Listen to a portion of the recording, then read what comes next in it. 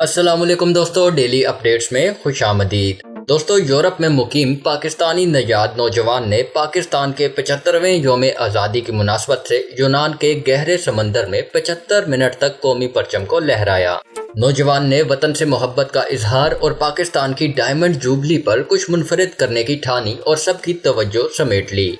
नौजवान की video social media पर वायरल हो रही है, जिसमें देखा जा सकता है कि ये नौजवान गहरे समंदर में कौमी परचम थामे हुए है। नौजवान ने समंदर में जाने से पहले तमाम हिफाजती इकदाम किए, जबकि इस मौके पर उसका कहना था कि इसका मकसद पूरी दुनिया को ये बताना है कि पाकिस्तान एक पुरअमन मुल्क है और मुल्क की खातिर जान कुर्बान करने वाले शहीदों को खराजे अकीदत भी पेश करना है।